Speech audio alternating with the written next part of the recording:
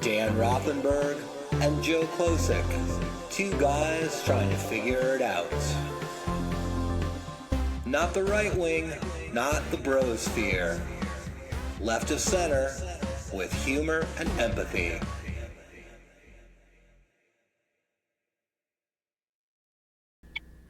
Hello. Hello, everybody. Welcome to the Splain.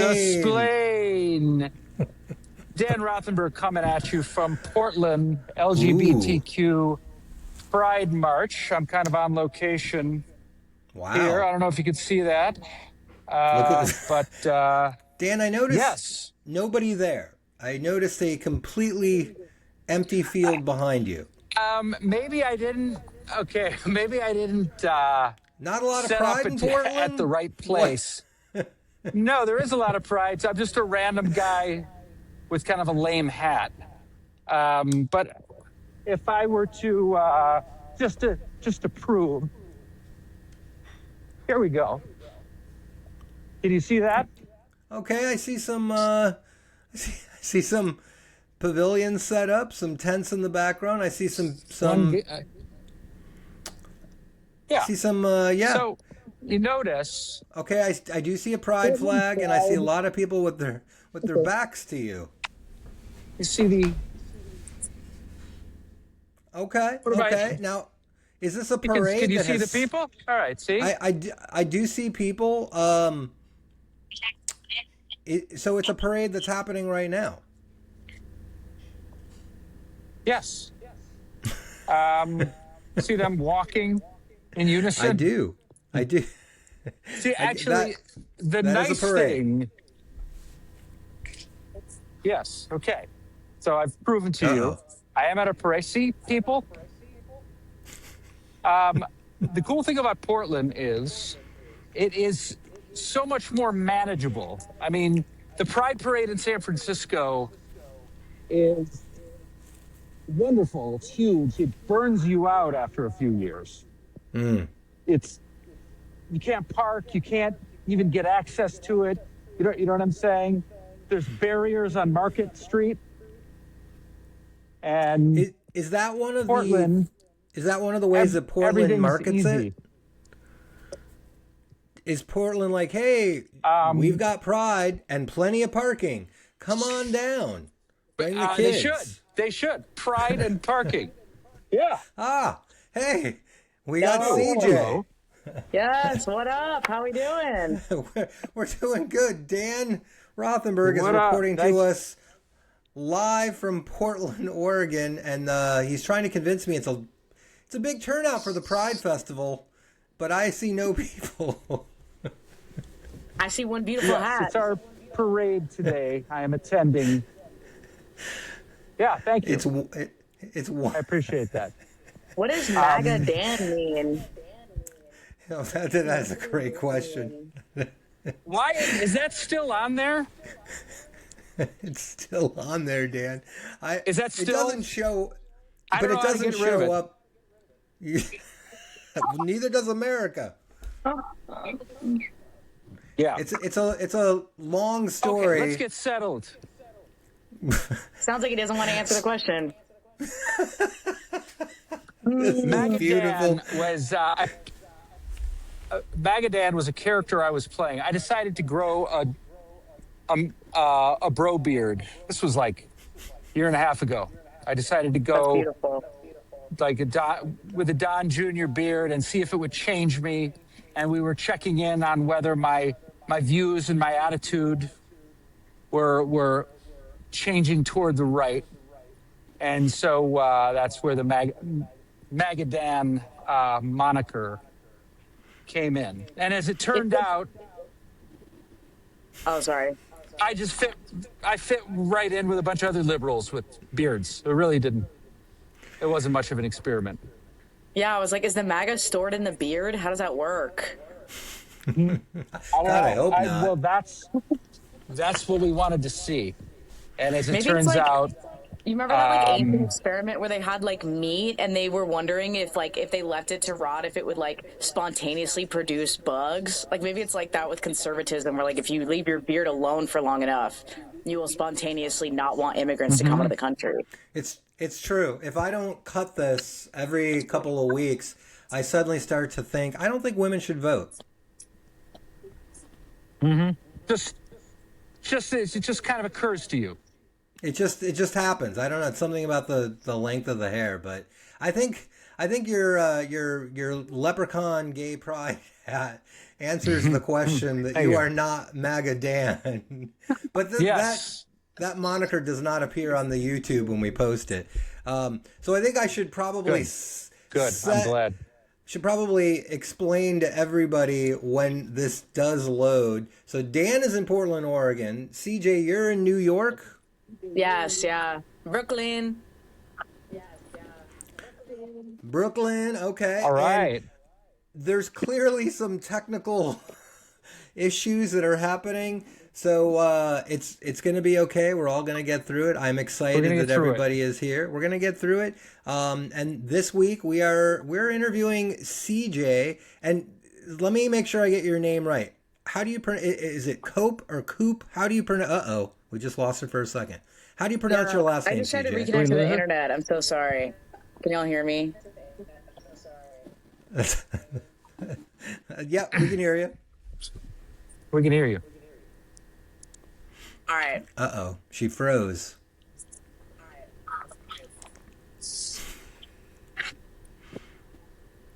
Okay, so Joe, how have you been? It's going to be all right. Am I locked out? This is why... No. We can hear you. You're can back. You see us? Can you hear us? You're back. Yay! Okay, good. Uh-oh. I minimized my screen. I don't know how to fix it, but I'm just going to let it be. I'm just going to let it happen. Oh, my Remember God. the Ron Lynch joke?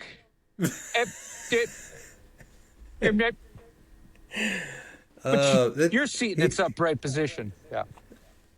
It's really, I hope we can get CJ on because one of the things that she's a great writer. I mean, she's a fantastic communicator, and ironically, the technology is working against us right now. But yeah, she's the. Go ahead. And then I think CJ is the youth with the technology problem. Oh, we lost her. We totally lost her. No. I don't think it's you. You're on like a 2-second delay. So between you being a little off and then her, I think her internet connection is really, really bad because, she's back. Okay, I think I fixed the problem. Oh, we love it. You sound amazing. You actually. Okay, so sorry about that. No, don't apologize. That is wonderful. That is beautiful. So let's reset the table, shall we? So, I've been wanting to talk to CJ on our fledgling podcast here because I think, CJ, you are a really, really intelligent writer. And I think that's hard to do because when I've heard some of your jokes as an audience member, I think to myself, like, that's so obvious. Not in a derogatory, like, that's simple, but I think really well writing is when you think, of course, that's the joke. And I think you're just a really, really good writer. And then you're playing with a lot of issues in society that are hot button topics, but you're not presenting it in a, hey, I'm political, and I'm trying to get a rise out of you. You're just like, this is who I am. This is where I'm coming from. These are well-written jokes. And I feel like if the joke is well-written, it doesn't matter what your politics are. You're just going to laugh. And I feel like I've seen you do that over and over and over again. But that's my kudos to you. I think that's just going to continue to grow and blossom. But first question, how long have you been doing stand-up now? Well, that was so sweet. Thank you for that. I have been doing stand-up it'll be 4 years in September. Oh my God. 4 years, Dan. 4 years. 4. I've been on my hustle core grind set. And you started in the Bay and moved to New York? Yeah. Although before I was in the Bay, before I ever started doing stand-up, I used to work at a comedy club in Wisconsin called Comedy on State in Madison. Yeah. In my personal opinion, best comedy club in the country. But I feel like that was really helpful because I was like seeing so much comedy and so many like good nationally touring comedians before I ever got started. Wow. How long did you work there?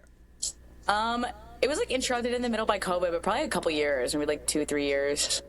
What were you doing? Serving, Yeah. serving it up. Yeah.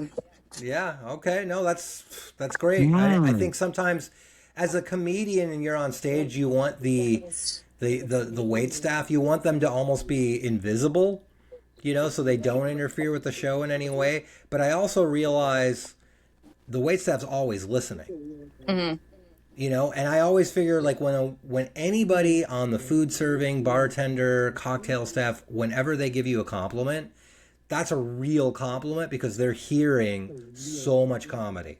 100%. So you were absorbing it all the time then and making choices about what you liked. And then did you, from the beginning, did you start thinking like, I think I could do this? Or when did that happen for you?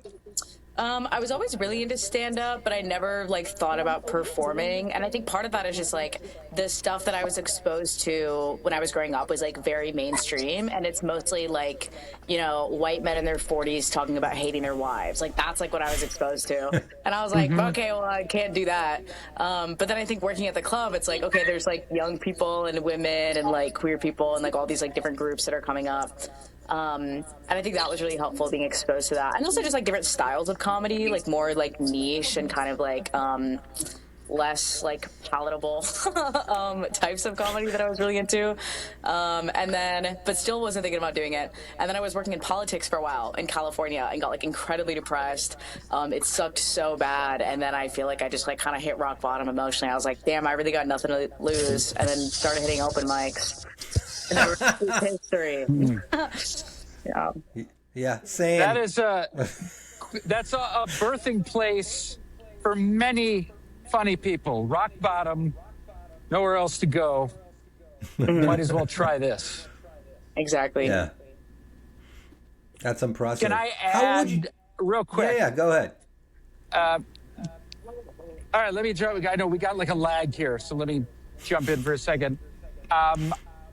I noticed I was watching some of your stuff on YouTube, and you talk about being bi, and I think you do it very well, because it's not that easy to talk about particularly bisexuality.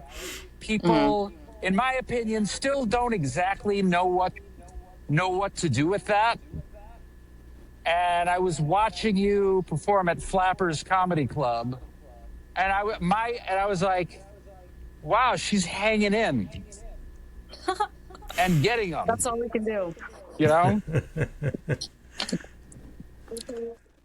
Back in the day, Dan was talking about being bisexual on stage, and this was freezing. Well, I want to say like early 2000s, like 2000. What, Dan? Oh, Jesus.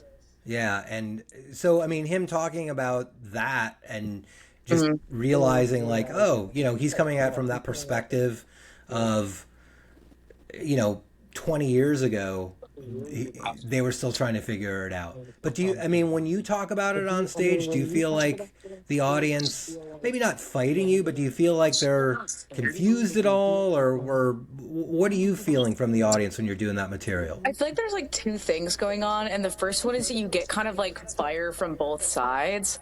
Like straight people are kind of like, all right, well, that seems like gross and doesn't really make sense. And then gay people are like, okay, you're not like fully committing to the bit. Like you need to like try harder or like grow up.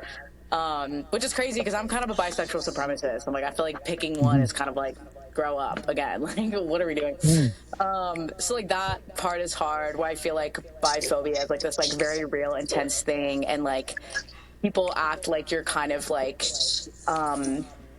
not like it's not a legitimate thing to like complain about or like point out.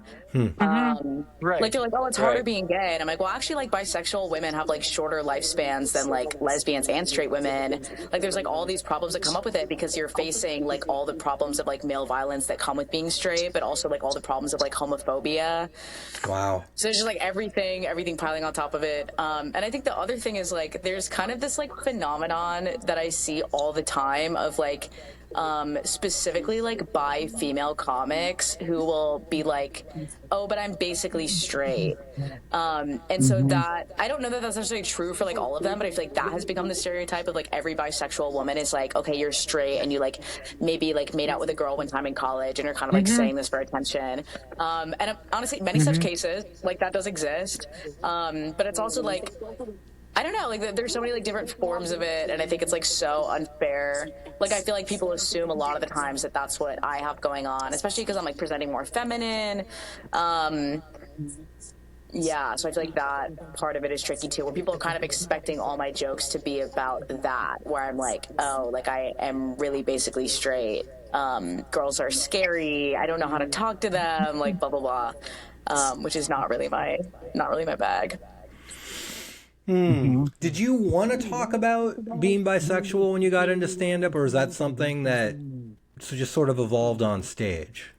That's a really good question. I feel like I was in a lesbian relationship when I started stand-up, so I think I felt a lot more like gay and kind of like in the culture. And I still kind of like feel that way to this day. Like even if I'm not necessarily like partnered with anyone, I feel like a lot more solidarity with like the queer community. So I almost worry sometimes that I talk about it too much. Like I'm like relying too much on just being like, I'm gay, like blah, blah, blah, blah, blah. Because it's like I have other traits. But I feel like it is something that like is weirdly kind of accepted, but also like people don't really understand it at this point. So it's like interesting to talk about. And there's still like, because it hasn't been like really fully explored, there's still all these like interesting perspectives that you can share that people like hadn't necessarily thought about. So you started stand-up gay, presenting as gay, and then you transitioned to bi, which confused more people, and you're struggling to figure out that intersection between it all. Gee, Dan. Wow. My sounds sister, very... I thought I was, I shouldered the burden of that exact story in San Francisco comedy. Now I've passed it on to you.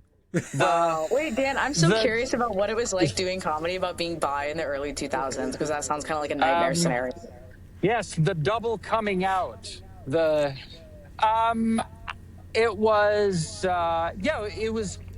challenging, and I carried a lot of guilt and shame with it. And it's interesting listening to you. I'm kind of like, wow, nothing has changed actually with bisexuals. What you're saying, it's exactly, you're either not fully committed. I would replace, so if you're a bi girl, they think, okay, you did it once in college. If you're a bi guy, they figure you're either gay or just kind of a freak. You know, just kind of a sexual, deviant, freakish kind of person. It does not, I rarely talk about it with anyone because it just, I'm perceived as a straight guy with straight privilege, which I have.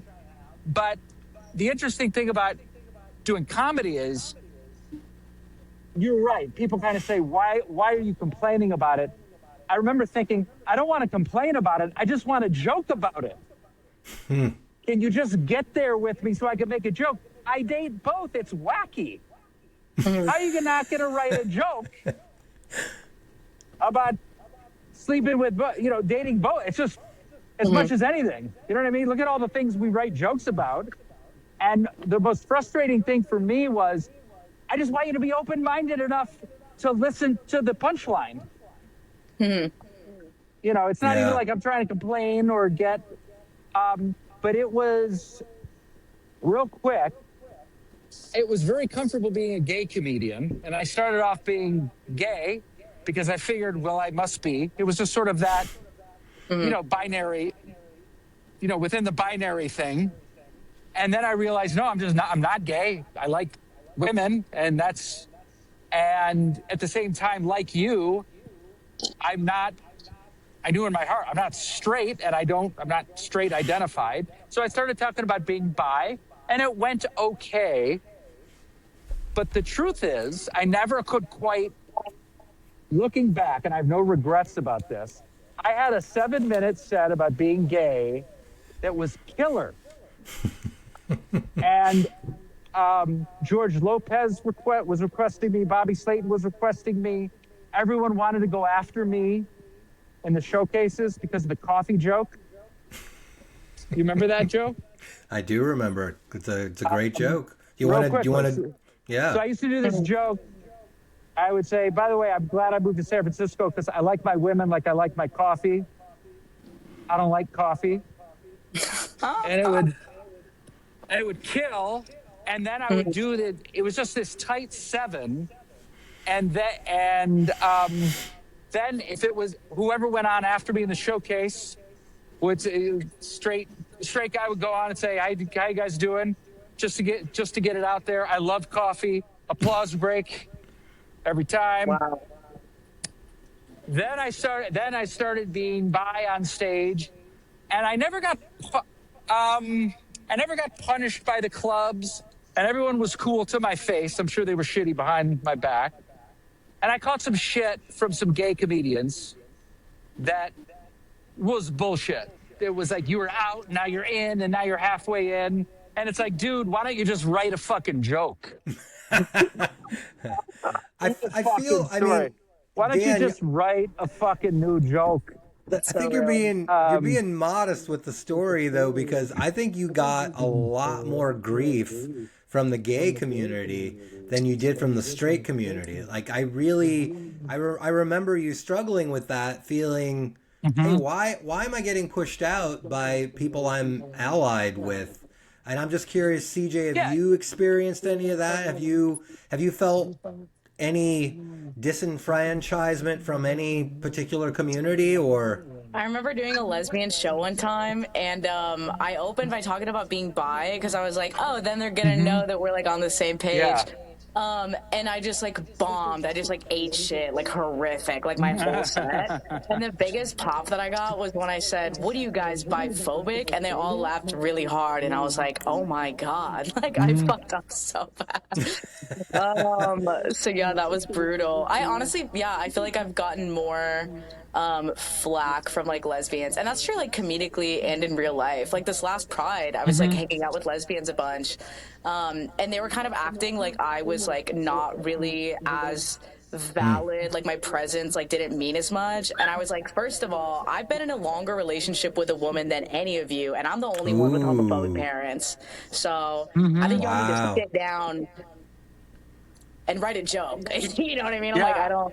Yeah. Right. Wow. And you say your parents they're still homophobic? They have an issue with your. It's like a weird. I remember they apparently had a conversation before my brother and I were born about like whether they'd be okay with gay kids, and both of my parents said that they would be okay with a gay kid of the opposite gender but not the same gender, which is a take I've literally never heard before. Like my mom was like, I could have a gay son, I would not have a lesbian daughter, and my dad was like, I'm fine with a lesbian daughter, I do not want a gay son. And the guy gets, both of us turned out to be bisexual, so nobody wins. So nobody everybody's pissed. Yeah, exactly. So their God cursed them. That's pretty much. Is it a religious thing, or what's I think the it's a genesis? cultural thing, because I'm from like a very like rural community, and there aren't really gay adults that live there because they all move. Because if you're like a gay adult there, it's like, okay, it's very like homogenous. Everyone's like white and like kind of Christian and straight. So it's like if you don't fit like that like incredibly specific mold, there's really not. It's very hard to get by there. Wow. I'm from Michigan, so same kind of neck of the woods. And yeah, bisexuality could be particularly difficult. Parents do not know what to make of that, even with good intentions. It's almost like, my mom used to be, why such a hard life? Why don't you just choose to date women? Just your basic, you know. And it's funny, my mom is happy I'm here. Because I'm marching with the Jewish Federation.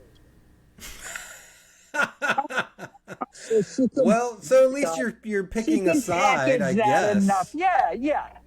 And I'm happy with that. She's like, oh, you're marching with the temple, fine. So we're in as good a place as we can be. Yeah. I feel Dan, like it's one of those things where like people don't like, part of the reason why it's so hard for people to understand bisexuality is because it kind of like undercuts the institution of gender. Like I feel like if you're fully gay or fully straight, you're still kind of like buying into gender norms of like everything's very organized, like people can understand it. But if you're bi and you're saying like, oh, I actually am like more interested in like people in general, and like their gender or their bodies or something are kind of secondary to like who they actually are like as human beings, and that kind of like blows people's minds. Yes. Yeah. And another thing, sorry for all the queer talk, Joe, but we're just on a roll. No, here. Look. Sorry for being gay, Joe. Sorry. No, Stop interrupting. I'm sorry. And I just apologize. Be white, all right? Just be white. I nailed it. I'm doing it. All right. Is it that? Just fucking zip it, all right? No. Yeah, yes, sir. What I've noticed is, and when I was in the 90s, things were starting to queerify a bit. There was transness and biness was at least a thing, and it was we were the generation underneath the generation who perceived themselves as the ones that really took the hit. You know, the Stonewall generation of. You know, going to bars that were getting raided and, you know, to their credit, really getting your ass kicked out of your home, big time. And so there was this sense of, you young people are,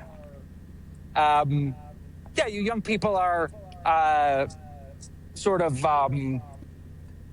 you guys have the entitlement and the opportunity to be bi or self-realized. And so, but like you said, we're still living, it was very much in that binary back then. And you could be rude about bisexuality or naive about it, and that was okay back then. I mean, people still kind of consider it to be okay. It's like very depressing.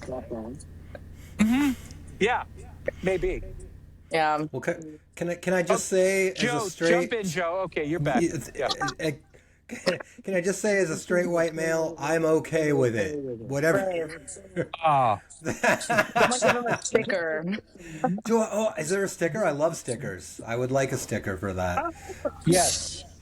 Joe is the true ally. I have one more question.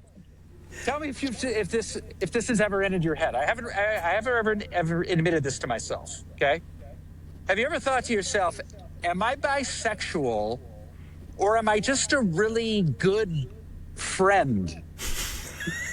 Am I just, seriously, has that ever entered, am I just so fucking cool that Dan, I'm all good?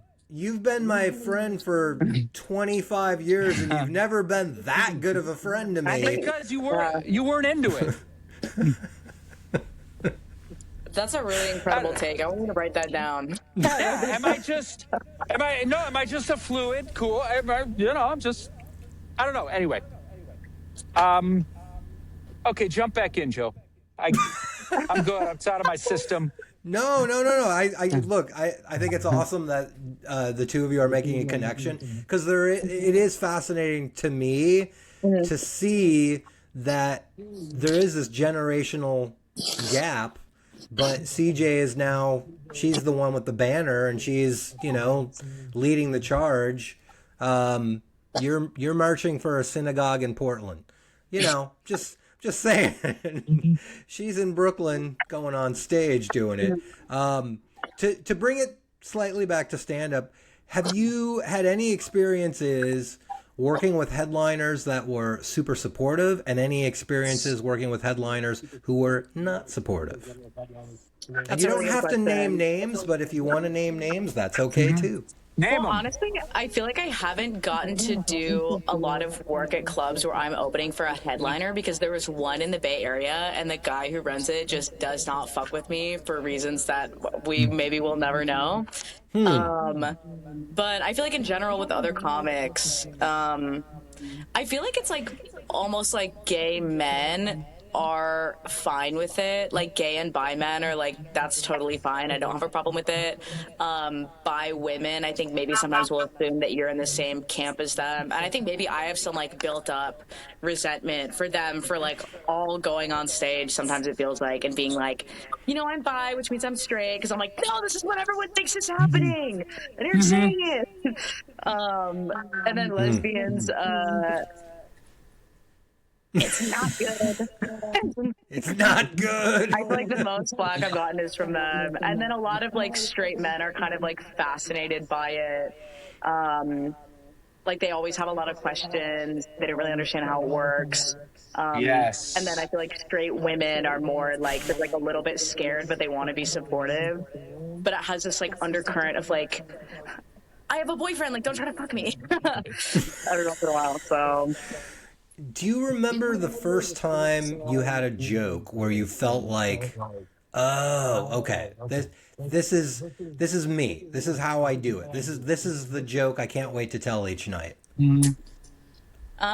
That's a really good question. I think the only thing that comes to mind is like I remember I used to have this joke about like school shootings, and I did it at this show, and I was talking to Phil Griffiths. He's this like incredible Bay Area comic. Like he came out to me afterwards, and he was like, "I could tell that no one in the room wanted to laugh at that, but you made them." And I was like, "That is so beautiful." Like I was like, "That is so incredible."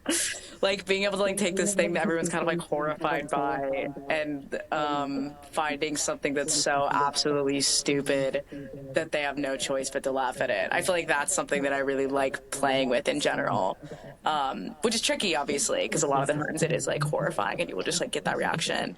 Yeah. But then you got to make the joke better, you know? Yeah. Do you recall ever having a joke that just went completely sideways for whatever reason, and the crowd is looking at you horrified, and you're like, Constantly, oh crap? Constantly. Maybe like a third of my sets. Really? Maybe more than that. Yeah, I feel like there's always like one thing that I say that's kind of. I think I've gotten a little bit better, and in New York, it's more like I have to reel it in a little bit because a lot of the times it's like, you know, I'm doing auditions, like these people don't know me yet. But I think in spaces where I'm more comfortable, I do feel better about saying crazy stuff, and I like it a lot. I think it's really fun, but also it's one of those things where like if I say it and I'm not sure about it, or I'm like worried it's gonna go sideways, it's not gonna work. Like I have to like stand 10 toes down, double down, like finish it for it to work. But the gag is also sometimes I do that and it still doesn't work, so I really just dug myself into a hole. I think that's a really perceptive take, though, because I think you're right.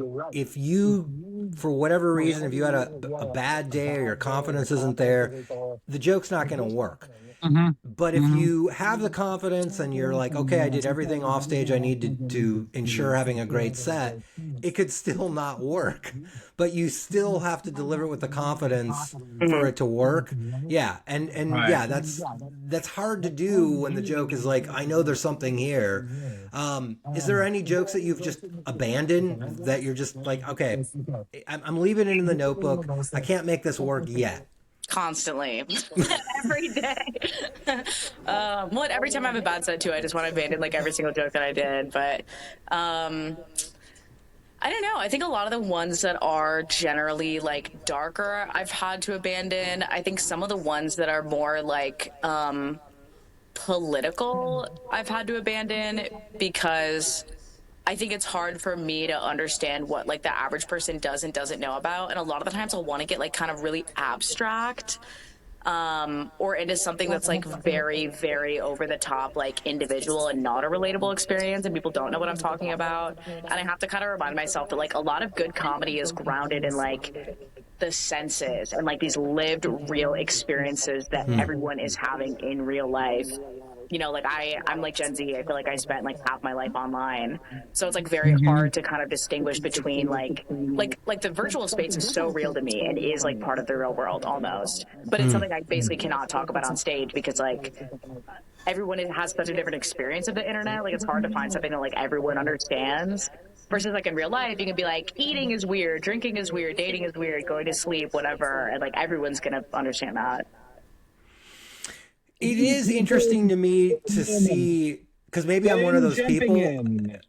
Oh, are you jumping in, Dan? Jumping in on the lag, jumping in. I'm tagging out. Okay, thank you. CJ, I'm getting the sense that you're 4 years in, you're doing well, and you've picked up momentum in New York.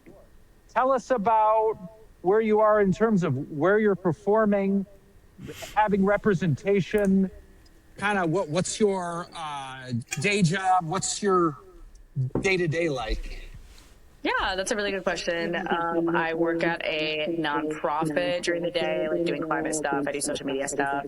I just got a college agent that I'm really excited about. So I'm doing one of the conferences this summer, or this fall, trying to figure out like what my like clean, non-controversial set is going to be for that. Do you have that? Does anybody have that nowadays? Yeah. That's a really good question. We're going to find out. Only one way to find out. And what else? Yeah, I've been like doing auditions at clubs. That's been good. I've been doing some indie shows. It's tough because like I think I've been trying to do better online and like spend time making content.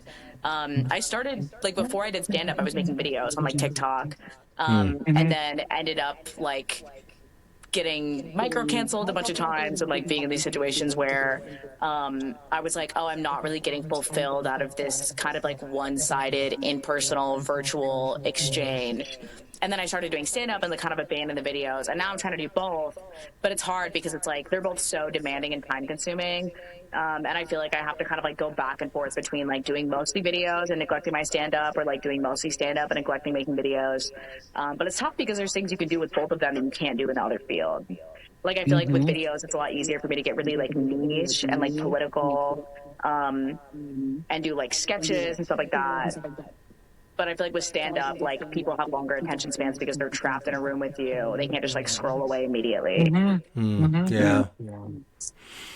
What advice, or let me put it to you like this: what do you wish you knew before you started stand-up?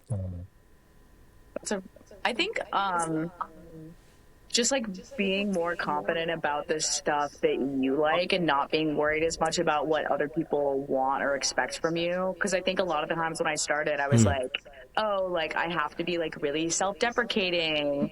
I have to like do all these things because I'm like young and a woman or like queer, and like people are like expecting a certain thing from me, and I have to kind of like give them what they want. But I feel like that makes my comedy work, versus if I go up and I'm like, this is what I want to talk about, this is what I'm excited about, and kind of like bringing them into what I'm already pumped about, than just being like, oh, I think you guys are gonna like this.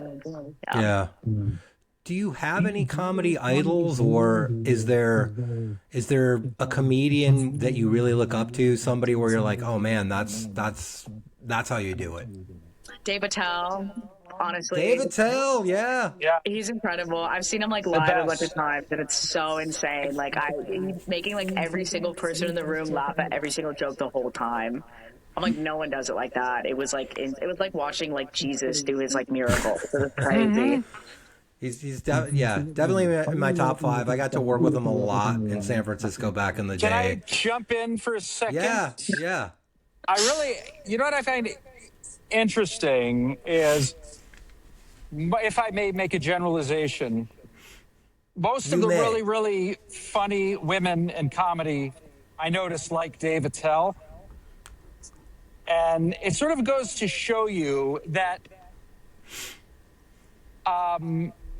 funny is funny. In other words, you have this idea of anti-woke comedy, and then what they would say is woke comedy.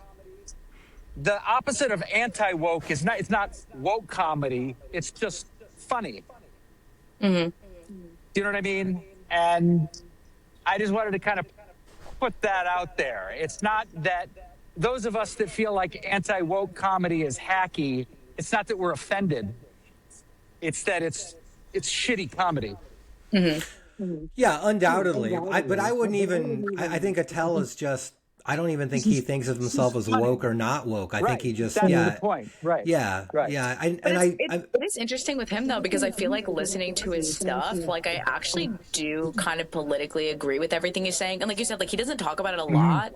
but like when I went to one of his shows, I brought like the wokest person I know. Like she's like very much. He was doing crowd work and he called her Doctors Without Borders. It was crazy, but she is like so like sensitive to stuff like that and able to pick up on stuff, and she was laughing the whole time.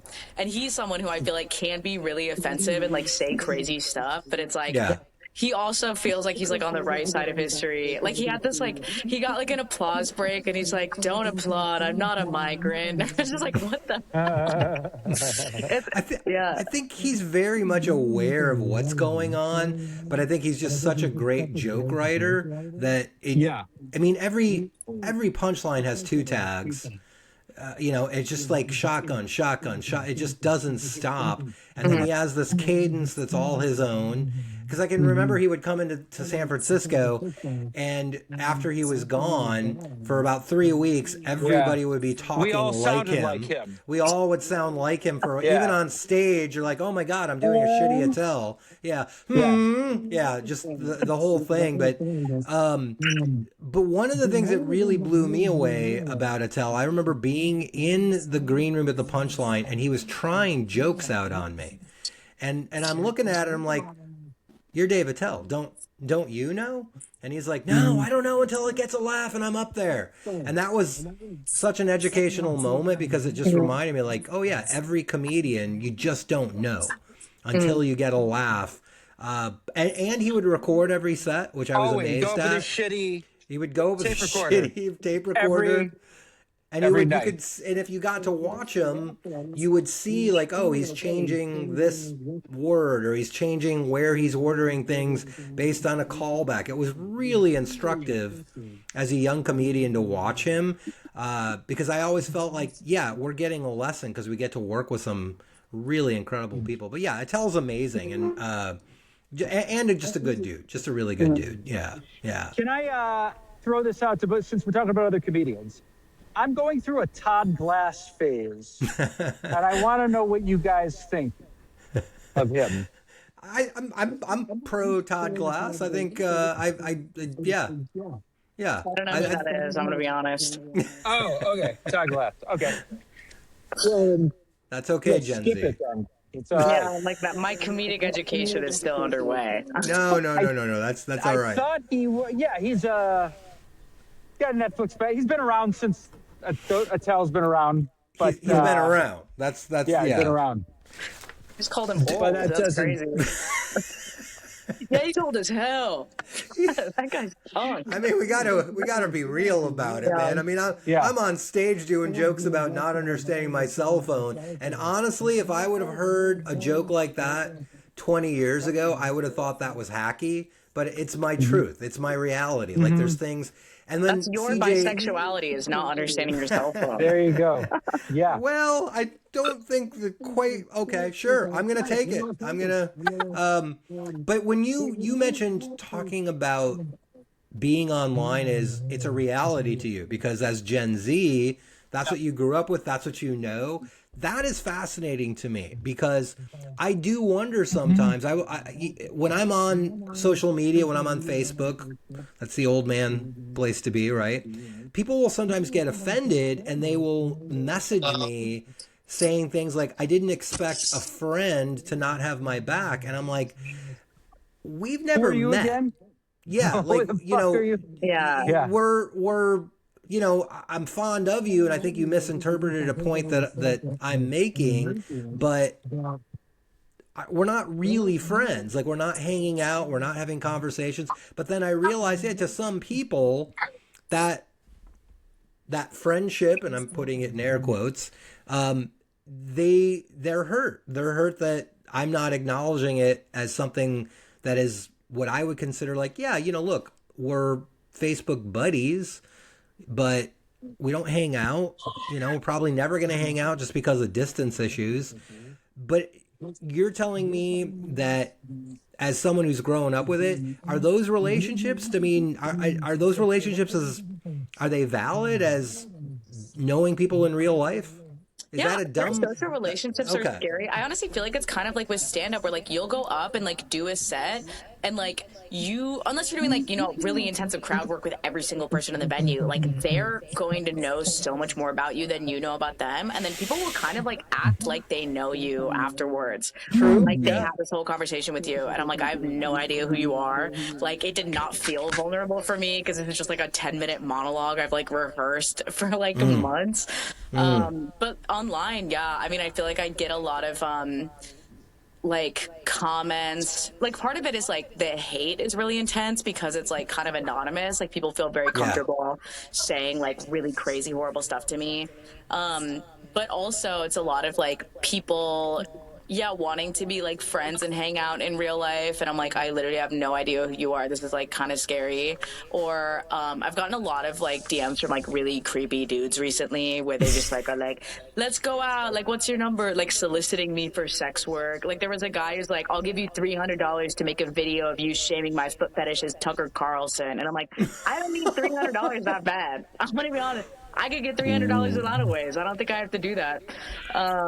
3,000? I just like, maybe I'm like Republican. I just like don't want to do sex work. And maybe that makes me like MAGA and a trad wife. But it's like, I think it's like this kind of like OnlyFansification of the public sphere where like, because it's become like so common for people to have that, people kind of assume like there's like this like entitlement to like any woman that's online. Like there's this like assumption that like there is a price where she will start doing sex work. Wow. Because it's like, especially because a lot of us are like artists, like we're broke. So it feels coercive to be like, oh, I will give you like a life-changing sum of money if you like do the thing for me that you don't want to do. Which is like how like a lot of sex work is in real life, and how like people get into that. So That's true. yeah, that part of it is like really scary. Yeah. I feel like it's got to be much worse for women online. You know what I mean? Like it's got to, because I mean, I will get some hate, and I rationalize it as whatever. You know, people can be anonymous, and you're right. They say horrible things because they figure we're never going to meet in real life. But I feel like the hate that I'm getting is got to be very minuscule compared to what women are getting online. And I think about my niece. She's 24, and I have seen some of the issues she's had to struggle with just looking at what we expect women to look like online and how that's impacted her. And she's not on social media a lot, but I think if you're a comedian, you have to be on social media. Otherwise, you're not considered a real comedian. You're not serious about it. But I feel like we're also we're telling women, hey, you have to put up with this. This is part of the experience, and you just have to find a way to deal with it. And it's like repackaged the same old message. Yeah. That this is a part of success. This has to be a part of success for you to sexualize yourself. Yeah. Or just like deal with like other people doing it to you. Like I feel like I'll get hate comments that are like, it's such a weird range of like, some of them are just like a lot of them are about like, you know, women's like looks of their bodies, or like calling them fat, or being like they're ugly. Like that shit is really scary and like wild. And I feel like men don't get that as much. My favorite hate comment that I've ever gotten, this was on a video a couple days ago. Someone said, this would be so much funnier if you were funny and also possibly male. I was just like, that's poetry. That's poetry right there. That's crazy.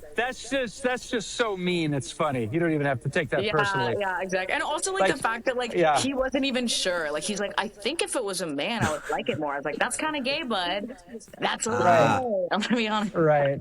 There have been some hateful comments that people have given me that I've brought on stage, and they kill. And all I'm doing is just repeating what they are saying. And I feel like, okay, fire away. You're ultimately just writing for me, you know?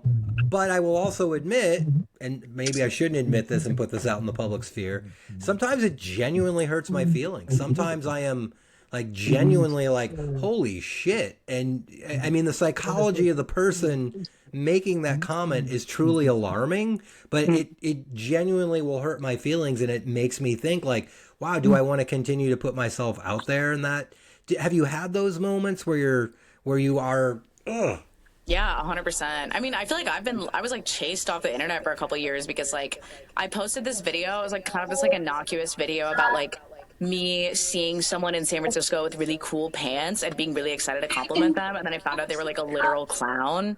And I like posted that video, but I had like one line in there where I was like, oh, no one in SF knows how to dress. And I became like the face of like the white gentrification of San Francisco. Like if you looked my name up on TikTok, it was like all these like women of color being like, this is the problem with these like white bitches that moved to SF. And it was brutal because I feel like if I'm getting like, you know, flack from like, you know, white male Republicans, it's like, what are you going to do? But I was like, damn, like these are people who want to be in agreement with and allyship with. And so that part was brutal. But it's like, I think like a lot of the sexualizing comments are also really damaging because it feels like I'm trying to put like something that I worked really hard on and like work that I'm really proud of. And I feel like my worth is being reduced to like my value as a sex object. And it's not about like what I'm actually making. And it's like, wow, I feel like it's like the best thing I could do is just like be like kind of like a sex doll or like a work in porn versus like doing the thing that I love and then I'm working really hard at to be better at. Do you bring that up on stage? Have you figured out how to talk about that in a stand-up capacity, or is that still something you're wrestling with privately? Yeah, I don't know. I feel like it's almost like being bi where like people complain about it and like no one really will empathize with you that much because they're like, oh, people online call you hot. Like that seems so hard. But I'm like, no, I feel like there's like really intense, disgusting feeling. And I think I also have a hard time talking about stuff that's like really hurtful still to me now on stage. Like I feel like people can kind of tell and they won't really laugh at it.